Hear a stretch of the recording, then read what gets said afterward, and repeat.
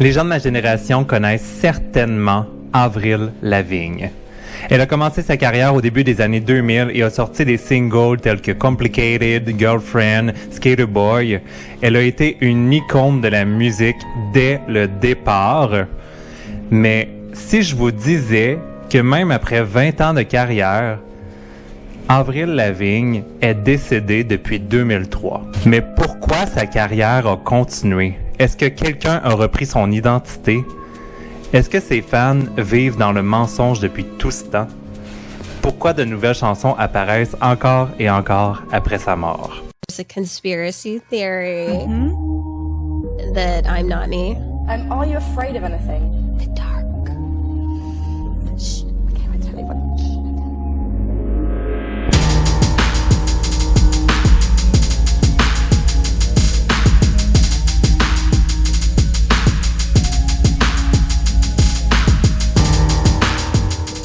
Née le 27 septembre 1984 à Belleville, en Ontario, elle passe toute son enfance à Napanee, une petite ville d'environ 5000 habitants. Son père, Jean-Claude, est français et sa mère est canadienne-anglaise, mais Avril, elle ne parle pas du tout français, là, ok? Elle est vraiment anglaise. Son père parlait pas vraiment français à la maison. Elle a une bonne relation avec ses parents, elle a eu une enfance vraiment normale. À l'école, c'était une petite fille qui était vraiment mouvementée. Elle avait de la difficulté à rester sur place, de la difficulté à se concentrer. Elle pense qu'à ce moment-là, elle avait un déficit d'attention. C'est en 1996, vers l'âge de 12 ans, que Avril commence à s'intéresser de plus en plus à la musique. Elle emprunte la guitare de son père et elle commence à jouer quelques morceaux. Elle a toujours la même chanson en tête, qui est Fly Away de Lenny Kravitz. Elle commence à composer des chansons déjà à cet âge-là avec des vieux poèmes qu'elle écrivait durant son enfance. Il y a quelques années, elle avait écrit des poèmes et puis là, elle commence à les transformer en chansons. Elle dit à ce moment-là que son style est vraiment inspiré par Green Day, par les Goo Goo Dolls et tout ça. Elle a vraiment un style plus punk. Elle arbore fièrement le look d'une skater girl et c'est exactement ça, sa marque, sa façon de se démarquer à ce moment-là. Elle commence à chanter de plus en plus dans la chorale de l'église et dans de petits festivals de chant amateurs en Ontario. Avril Lavigne participe justement à un concours de chant en 1998 qui lui permet de monter avec son idole Shania Twain. Elle a gagné ce concours-là et elle a interprété sur scène avec elle la chanson What Made You Say That à quelques concerts de Shania à Ottawa. Le chanteur folk Steve Mead la repère alors lors de ces concerts-là et lui offre une collaboration avec lui sur quelques chansons en 1999 et en 2000. Elle continue à chanter dans des festivals et événements en Ontario et c'est dans l'un de ceux-ci qu'elle sera recrutée par l'agent d'artiste Antonio L.A. Reid. Avril n'a alors que 16 ans lorsqu'elle arrête ses études pour se concentrer totalement sur la musique et sur son nouveau contrat musical avec Arista Records et L.A. Reid. Elle développe un album avec eux qui va finalement sortir en 2002, Let Go, qui connaît là, un succès énorme là, partout dans le monde. Tout le monde a son nom sur les lèvres à ce moment-là. Elle fait des titres comme Complicated, Skater Boy, I'm With You, puis elle atteint rapidement des records de vente à plus de 20 millions d'exemplaires à travers le monde, ce qui la classe numéro 1 dans les charts d'albums vendus, les plus vendus pour les chansons Skater Boy et Complicated aussi. Elle se classe numéro 1 au Canada. Sa montée part en flèche et son nom est sur toutes les lèvres des adolescentes. Elle connaît un succès rapide. Elle et ses gérants ont vraiment de la difficulté à contrôler sa popularité grandissante. Des millions de personnes s'identifient à elle. Elle est une jeune fille très belle, qui se prend pas au sérieux, justement. Elle a le look d'une fille ordinaire, une fille que tout le monde peut s'identifier.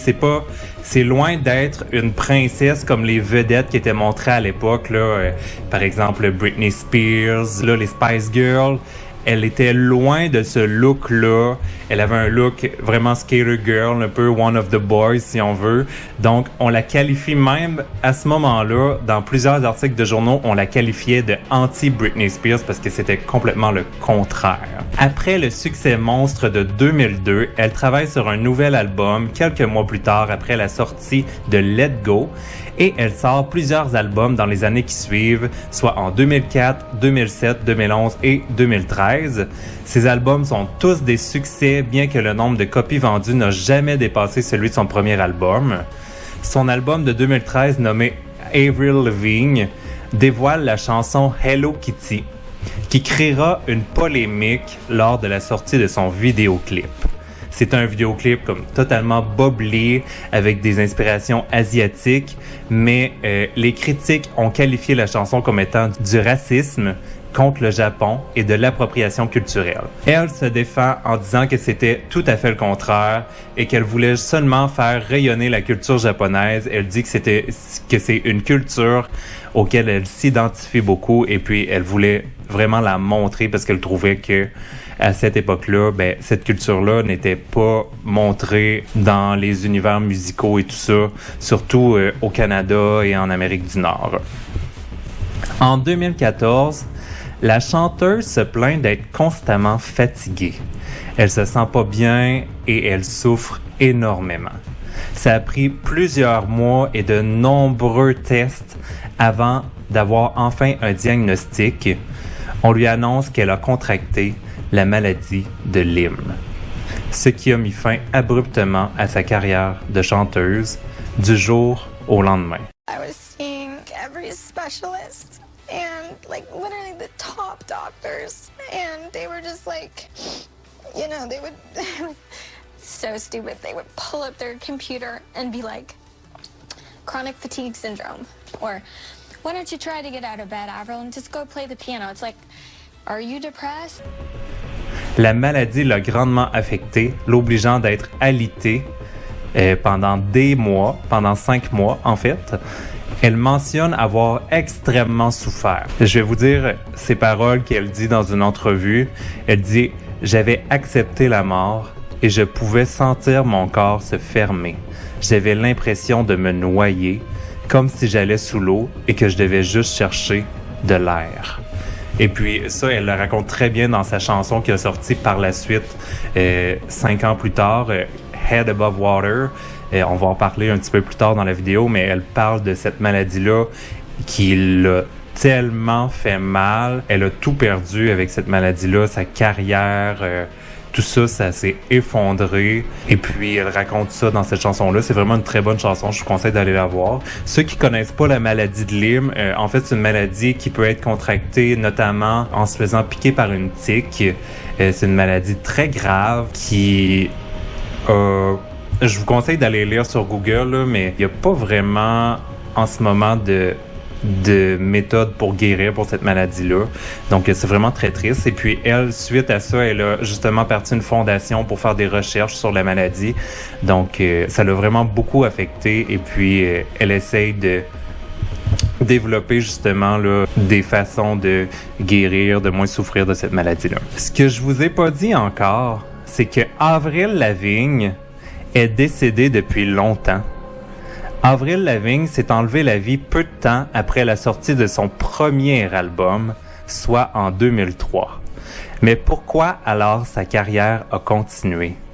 Est-ce que quelqu'un a repris son identité? Est-ce que ses fans vivent dans le mensonge depuis tout ce temps?